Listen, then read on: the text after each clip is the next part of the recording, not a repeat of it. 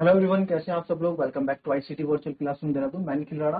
Class 12 का अपना maths का टॉपिक है जो डिटर्मिनेंट्स, उसे कंटिन्यू करें। ठीक है। एंड डिटर्मिनेंट्स के अंदर हम क्या कर रहे थे, हम कर रहे थे adjoint and inverse of matrix. ठीक है, तो इसको कंटिन्यू करते हैं। तो आपने देखा कल हमने ए इनवर्स, मैंने आपको बताया था कि किस तरीके से ए इनवर्स आपको निकालना है। ठीक है, ए क्यूब इक्वेशन की मदद से हम ए इनवर्स कैसे निकालते हैं वो आपको कल बताया। ठीक है, अब इसमें इस तरह के और भी क्वेश्चंस आते हैं। ठीक है, इस तरह के बहुत क्वेश्चंस आपको देखने को मिलेंगे आपकी बुक में ए इनवर्स निकालने के लिए। चलिए, एक क्वेश्चन अगर हम कुछ ऐसा ले लें, थोड़ा क्वेश्चन होगा ए इनवर्स से ही रिलेटेड क्वेश्चन ये होगा। ठीक है, बट इसमें जो है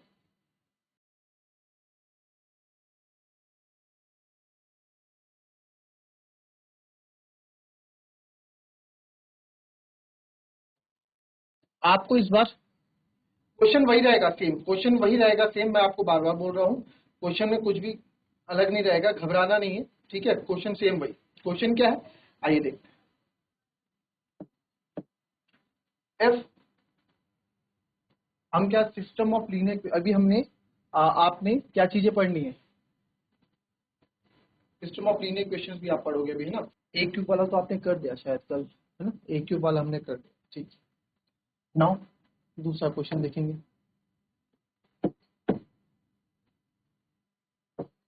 late A be non singular matrix. ठीक है, जो ए है आपकी नॉन सिंगुलर मैट्रिक्स है of order 3/3, then adjoint A, mod of adjoint A is क्या होगा, mod of adjoint A is क्या होगा, आंसर डिटरमिनेंट ऑफ ए होगा, या दूसरा आप ले लीजिए डिटरमिनेंट ऑफ ए स्क्वायर होगा। ठीक है, या डिटरमिनेंट ऑफ ए क्यूब होगा, या फिर determinant of 3 times of determinant A होगा। तो जब भी इस तरह का क्वेश्चन आपके पास आए, इसको आप एग्जाम्पल से तो कर ही सकते हैं। ठीक है, एग्जाम्पल से कर सकते हैं। एग्जाम्पल से करने के लिए कोई भी रोक यहाँ नहीं है। आप कोई एग्जाम्पल ले लो 3/3 ऑर्डर का और फिर कर लो। अगर ये और क्वेश्चन इस तरह के क्वेश्चन आएंगे आपके ऑब्जेक्टिव नंबर में, एंड ऑब्जेक्टिव टाइप में जब ये क्वेश्चन आएंगे तो आप 3/3 ऑर्डर की मैट्रिक्स सेलेक्ट करोगे, फिर आंसर निकालोगे। समझ रहे हो बात। तो वो काफी टाइम टेकिंग होगा। तो यहाँ के लिए हम एक फॉर्मूला आपको बता देते हैं कि कभी भी मोड ऑफ एडजॉइंट ए आपको निकालना हो, मोड ऑफ एडजॉइंट ए आपको निकालना हो, वो होता है ए डिटरमिनेंट ऑफ ए एन -1। क्या बोला मैंने, डिटरमिनेंट ऑफ ए एन -1 के बराबर वो होगा। ठीक है, डिटरमिनेंट ऑफ ए एन -1 के बराबर ही होगा। तो where n is order of matrix, n क्या है आपका ऑर्डर ऑफ मैट्रिक्स रहेगा, एन आपका ऑर्डर ऑफ मैट्रिक्स रहेगा। तो देयरफॉर यहां मैं बोल सकता हूं, तो देयरफॉर एडजॉइंट ऑफ ए इस क्वेश्चन के अकॉर्डिंग ए 3 ऑर्डर की थी तो 3 - 1 यानी कि ये आ जाएगा डिटरमिनेंट ऑफ ए स्क्वायर। तो एडजॉइंट ए का जो डिटरमिनेंट होगा वो आ जाएगा आपका डिटरमिनेंट ऑफ ए स्क्वायर, यानी कि बी ऑप्शन आपका बिल्कुल सही। ठीक है, कॉपी कर लेंगे इसको।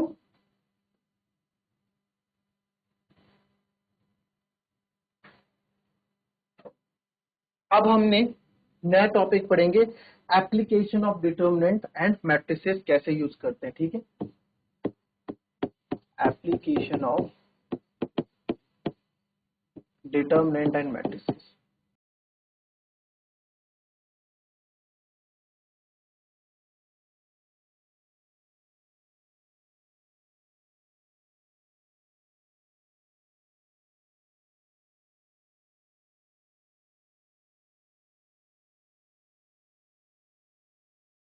तो आपने लीनियर एप्लीकेशन क्या से, जैसे आप देखो मैंने आपको बताया था डिटर्मिनेंट और मैट्रिसेस जो आपका लीनियर इक्वेशन फाइंड करने में मदद करती है। लीनियर इक्वेशन मतलब आपके सॉल्यूशन फाइंड आउट करने में हेल्प करती है। अगर आपके x और y हैं आपके पास और x और y मुझे निकालने हैं, x और y मुझे निकालने, तो दो इक्वेशन होगी मेरे पास लीनियर इक्वेशन। आप चाहे एलिमिनेशन मेथड से करो चाहे सब्स्टिट्यूशन से मेथड से करो, है ना। दो अननोन वैल्यू है x और y, तो दो इक्वेशन होगी मेरे पास लीनियर इक्वेशन, उससे मैं सॉल्व कर दूंगा। बट वहीं बेटा अगर तीन वेरिएबल्स हो, चार वेरिएबल्स हो, फिर क्या करेंगे आप, तो उसके लिए मदद करता है आपका मैट्रिसेस, उसके लिए मदद करता है आपका डिटर्मिनेंट। ठीक है, आपको याद तो होगा ही, है ना। दो इक्वेशन में तो हमें दो टाइप्स की अगर इक्वेशन, उसमें हमें कोई दिक्कत नहीं। लीनियर इक्वेशन की फॉर्म क्या होती है, ax plus by plus c equals to 0, यही होती है।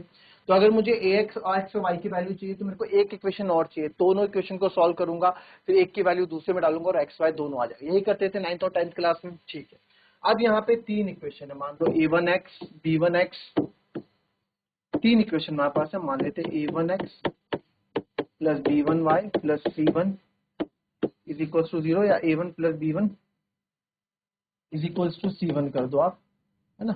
a1x प्लस b1y प्लस, देखो equation ax plus by plus c equals to 0 यही होती थी ना भाई। लीनियर इक्वेशन की जो आपकी फॉर्म होती है, आपने क्लास 10 में आपने पढ़ा होगा, तो ax plus by plus c यही होती है ना। किसको तो और अलग पढ़ा है, बताइए, कुछ अलग पढ़ा है किसी ने तो बताओ भाई। याद करो, 3x plus 4y, 3x plus 4y plus 5 क्या होता है, लीनियर इक्वेशन ही तो हुआ। 3x प्लस 4y आपका लीनियर इक्वेशन ही तो हुआ, है ना। तो इसमें जो है ये सिस्टम ऑफ लीनियर इक्वेशन होगी हमारे पास, इसको कैसे करना है वो आपको भी बता। ठीक है, अब ये तो दो इक्वेशन है, मैंने आपको बोला अगर तीन वेरिएबल, अगर एक्स वाई देखो equals to plus c equals to 0 कर दो, ठीक है, तो मैं बोल दूंगा a2x plus b2y plus c1 c2 equals to 0, आप सॉल्व करो। और सर यहाँ से ना आप दोनों इक्वेशन को एक बार एलिमिनेशन मेथड या सब्स्टिट्यूशन मेथड से सॉल्व करो, आपको x और y मिल जाएगा। यही करते थे। कहने का मतलब क्या है मेरा, मैं अगर कह रहा हूँ 2x plus 3y equals to 10 और यहाँ कह रहा हूँ x plus 4y equals to 5, x और y की वैल्यू निकालो, क्या करोगे आप, तो इसको 2 बना दो, इसको 2x कर दो, तो 2x प्लस 4 2 जा 8y 5 2 जा 10, और उसके बाद इनको माइनस कर दो, उसके बाद इनको क्या कर दो, माइनस कर दो। तो माइनस करेंगे, 2 से 2 कट गया, 3 में से 8 गया, माइनस का 5 है, 10 में से 10 गया 0, तो y आ गया 0। ऐसी कुछ करते थे। बट अगर तीन इक्वेशन यानी कि तीन वेरिएबल्स होंगे मेरे पास, समझ रहे हो, एक वेरिएबल और आ गया z, अगर तीन वेरिएबल मेरे पास आ जाते हैं तो सर इक्वेशन भी तीन चाहिए होगी फिर तो ax1 plus b1y plus c1z मैं मानता हूं, इधर d कांस्टेंट मान लू और इधर c2z मानता हूं, तो d1 d2, तो तीन वेरिएबल्स आ गए, तो तीन इक्वेशन भी चाहिए होंगी, a3x plus b3y plus c3z equals to d3, ये बन गई आपकी पहली इक्वेशन, ये बन गई सेकंड इक्वेशन, ये बन गई थर्ड इक्वेशन। आपके लिए चौथा भी आ सकता है, क्यू आर कुछ भी आ सकता है, चार इक्वेशंस बनेंगी। जितने अननोन वेरिएबल्स होंगे उतनी इक्वेशंस हमारी बनती है। तो जब इस तरह की कंडीशन होगी तो आप क्या करते हैं, थ्री मैट्रिसेस, तीन मैट्रिसेस आप बनाएंगे। पहली तो बनेगी आपकी कोफिशिएंट्स की, दूसरी बनेगी आपकी वेरिएबल्स की, और तीसरी बनेगी आपकी कांस्टेंट्स की। तो ये तीन वेरिएबल्स यानी कि तीन मैट्रिसेस हम बनाते हैं। तो सर तीन मैट्रिसेस बनाएंगे, तो तीन मैट्रिसेस क्या क्या होंगी वो जरा बताएं हमको। चलो ए मैट्रिक्स तो ये होगी आपकी कोफिशिएंट की मैट्रिक्स, इसको आप लिखो a1 a2 a3, जो भी जितने भी कोफिशिएंट है वेरिएबल्स के साथ, है ना, a1 a2 या फिर a1 b1 c1 a2 b2 c2 a3 b3 c3, ये हमारे कोफिशिएंट भी तो है a3 b3 c3, है ना, एक्स वाई जेड के, तो ये कोफिशिएंट हो गया। ये क्या हो गई, आप इसको लिख सकते हो, ये हमारी क्या है, मैट्रिक्स ऑफ कोफिशिएंट।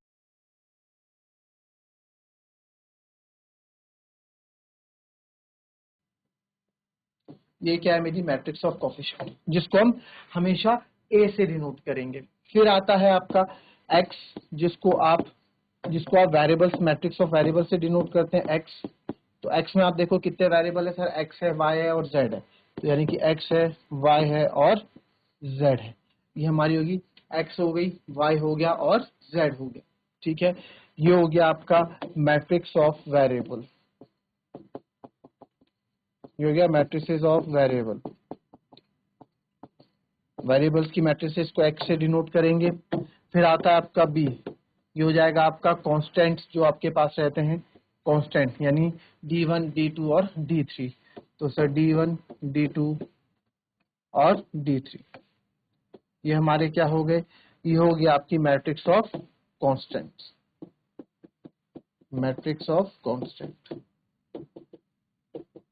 ठीक है, कांस्टेंट की मैट्रिक्स को, ये तीन मैट्रिक्स, पहला स्टेप तो आपका ये है कि ये तीन मैट्रिक्स हमको बनानी पड़े।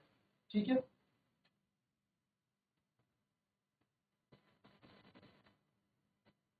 ठीक है। अच्छा, इससे कुछ पहले थोड़ा रिवीजन कर लेते हैं। इससे पहले थोड़ा इतना आप समझ गए इन मैट्रिक्स का काम क्या होता है। इन मैट्रिक्स का काम होता है कि भैया ये कंसिस्टेंट है, इनकंसिस्टेंट है कि क्या होता है सर, वो आपने क्लास 10th में पढ़ा है कि नहीं पढ़ा है। देखिए, अगर मेरे पास a1x, हमारे पास इक्वेशन होती थी, है ना, a1x plus b1y plus c1 या इक्वल्स टू c1। ठीक है, c1 इक्वल्स टू 0। दूसरी equation a2x plus b2y plus c2 equals to 0। तो यहाँ पे कुछ कंडीशंस आपको याद होंगी। if a1 upon a2 is not equals to b1 upon b2, अगर a1 अपॉन a2 जो है b1 अपॉन b2 के बराबर नहीं आता है तो then pair of linear equation is inconsistent. क्या होगा, कंसिस्टेंट होती थी कि इनकंसिस्टेंट होती थी भाई, कंसिस्टेंट होती थी कि इनकंसिस्टेंट होती थी, कंसिस्टेंट होती थी। ठीक है, 10th क्लास में पढ़ा है आपने इस consistent, that means that is unique solution. आप लिख सकते हैं हमें क्या मिलता था यहाँ पे, unique solution, unique solution, unique solution हमको यहाँ पे मिलता। पहला तो ये। दूसरा, a1 upon a2 is equals to b1 upon b2 is not equals to c1 upon c2। जब ये वाली कंडीशन होती थी, सॉरी हाँ, जब आपकी ये वाली कंडीशन होती थी तो आपका क्या होता था, inconsistent, then pair of equation is consistent, then pair of linear equation is inconsistent,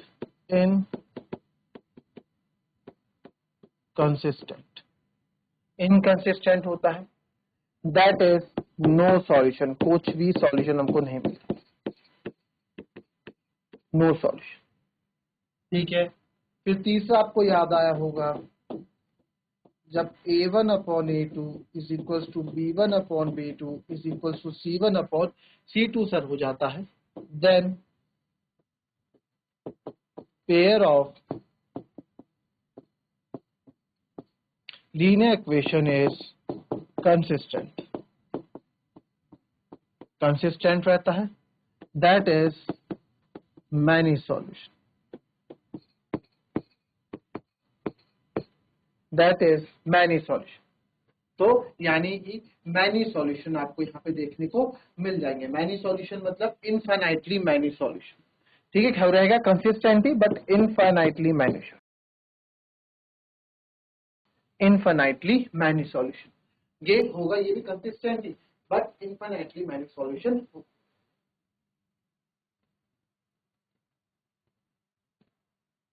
ठीक है, याद आया। तो यहाँ पे एक चीज आपको समझ में आएगी कि सर कंसिस्टेंट में आपको दो चीज मिल रही है, अगर कोई कंसिस्टेंट है तो यूनिक सॉल्यूशन भी है, और अगर सिस्टम कंसिस्टेंट है तो इन्फिनिटली मैनी सॉल्यूशन भी, बट इनकी कंडीशन अलग अलग।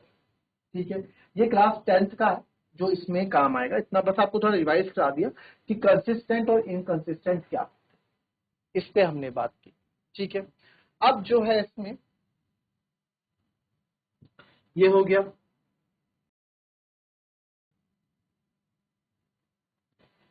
लिख लिया। ठीक है, अब इसमें कंसिस्टेंट सिस्टम कब होगा, जो आपके यहाँ काम आएगा, अगर मैं बोलूं consistent system of linear equation कब होगा? If solution exist. कब होगा? If solution exist. If solution exist. If solution exist का मतलब यूनिक सॉल्यूशन, और जब आपको यूनिक सॉल्यूशन और मैनी सॉल्यूशन मिलेंगे, इनफाइनाइटली मैनी सॉल्यूशन मिलेंगे, तो आप बोल देना कि वो कंसिस्टेंट सिस्टम है। और जब इनकंसिस्टेंट सिस्टम कब होगा? सिंपल सी बात है, इनकंसिस्टेंट सिस्टम कब होगा? इनकंसिस्टेंट सिस्टम सर होगा जब नो सॉल्यूशन। ठीक है, नो सॉल्यूशन। इनकंसिस्टेंट सिस्टम में no solution. If solution doesn't exist, यानी कि सॉल्यूशन डजंट एग्जिस्ट, सॉल्यूशन आएगा ही नहीं, आंसर आएगा ही नहीं, solution doesn't exist, no solution, solution नहीं आएगा। ठीक है,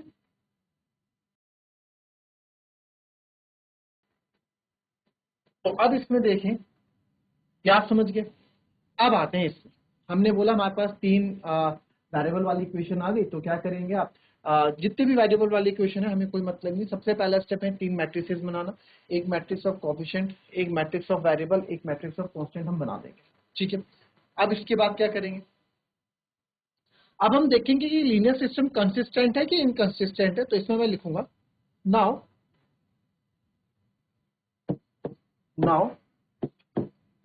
we have to find, हमें फाइंड करना है, now we have to find that the linear system, that linear system is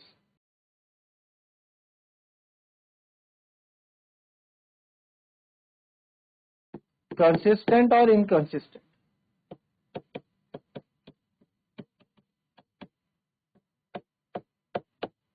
Now we have to find that linear system is consistent or inconsistent. हमें पता करना है कि जो लीनियर सिस्टम है वो कंसिस्टेंट है कि इनकंसिस्टेंट है। इसके लिए हमें क्या करना होगा? Now to find that, now we have to find that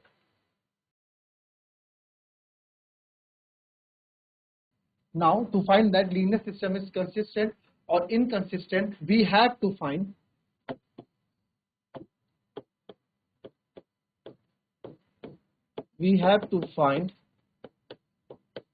determinant A। ठीक है, we have to find determinant A। ठीक है, हमें determinant of A फाइंड करना होगा। ठीक है, तो इसमें केस 1 ले लेते हैं, डिटर्मिनेंट A निकाल। अब भाई जो डिटर्मिनेंट A आएगा वो 0 भी आ सकता है और 0 नहीं भी आ सकता है। तो पहला ही केस हम लेंगे, इफ डिटर्मिनेंट ऑफ A, क्या ले लें बताओ? इफ डिटर्मिनेंट ऑफ A 0, क्योंकि 0 बहुत कम आता है, डिटर्मिनेंट ऑफ 0 नहीं आए, क्या बोलेंगे इसको? अगर नॉन सिंगुलर मैट्रिक्स हमारे पास होगी, क्या होगी? नॉन सिंगुलर मैट्रिक्स हमारे पास होगी। तो सर जब नॉन सिंगुलर मैट्रिक्स हमारे पास होगी, इफ ए आपका 0 के बराबर नहीं आया, that is non singular matrix होगी। तो इस केस में आप क्या करेंगे? यहाँ पे अब देखो, यहाँ से आप देखो, हमें क्या निकालना है? हमें सॉल्यूशन निकालना है ना, हमें एक्स वाई जेड निकालना है, सॉल्यूशन निकालना है। तो आप देखो, अगर मैं इसकी इक्वेशन बनाऊं, ए एक्स इक्वल्स टू बी, यही तो बनता है। यहाँ से क्या बनेगा? ए एक्स, ए मतलब कोएफिशिएंट, एक्स मतलब वेरिएबल, इक्वल्स टू ये बनेगा ए एक्स इक्वल्स टू बी। तो यहां से हम क्या निकालेंगे? एक्स की वैल्यू निकालेंगे और हो जाएगा ए इनवर्स। क्या हो जाएगा? X equals to A inverse. तो आप बोल सकते हैं सर ये हमारा क्या है? ए इनवर्स बी यहाँ पे। ठीक है, तो यहां से हमारा हो गया ए इनवर्स। क्लियर है? कोई दिक्कत यहाँ तक किसी को?